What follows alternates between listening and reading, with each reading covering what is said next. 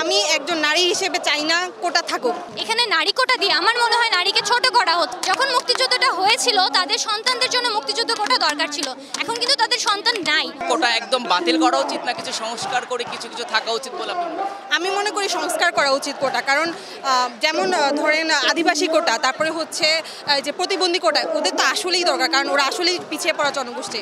কিন্তু এই যে মুক্তিযোদ্ধা কোটাটাকে আমি মনে করি না যে এটার থাকলেও খুব কম পার্সেন্ট থাকা উচিত।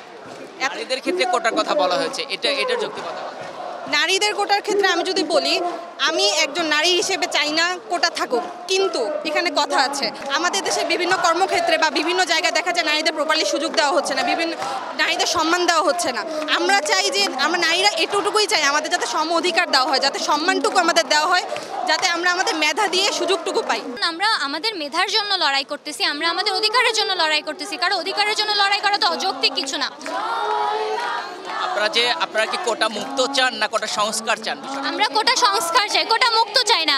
কারণ হচ্ছে কিছু কোটা থাকা দরকার, যেমন যারা নিগ্রোস্ট্রি এবং যারা হচ্ছে ফিজিক্যালি ডিসেবল পারসন, তাদের জন্য কোটা দরকার আছে। এই কোটাগুলো থাকুক, আমাদের সমস্যা নাই। কিন্তু এমনিতে মুক্তিযোদ্ধা কোটা, ইভেন আমাদের জন্য যে নারী কোটা, পোষ্য কোটা, আমরা এইসব কোটা চাই না।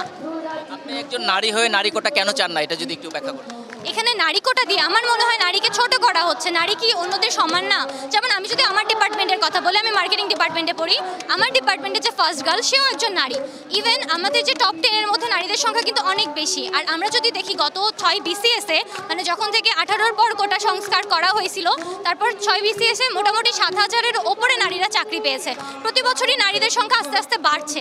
তো নারীদের আসলে কোটার দরকার নাই, নারীরা নিজেরাই নিজেদের যোগ্যতায় চাকরি পাবে।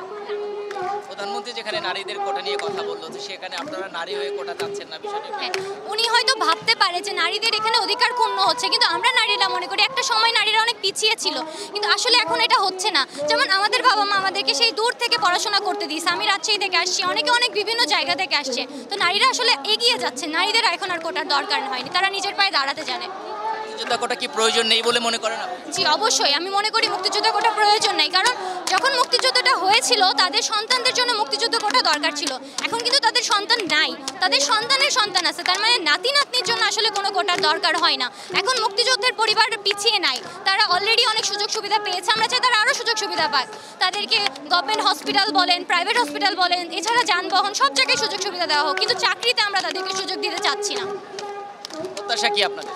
আমাদের প্রত্যাশা যে আমাদের দাবি পূরণ হবে, আর না হওয়া পর্যন্ত আমরা রাজপথ ছাড়বো না। কারণ আমরা যদি চাকরি না পাই, আমাদের পরে যে কষ্ট করতেই হবে, তাহলে আমরা এখনই কষ্ট করি, আমাদের কিন্তু অনেক ক্ষতি হচ্ছে। আমরা পড়াশোনা বাদ দিয়ে আসছি, আমরা আমাদের ফাইনাল পরীক্ষা বয়কট করছি, ক্লাস বয়কট করছি, আমাদের ক্ষতি হচ্ছে, কিন্তু আমরা এই ক্ষতিটা স্বীকার করছি, কারণ এটা ছোট ক্ষতি, আমরা বড় ক্ষতি ঠেকাতে চাচ্ছি, এটাই।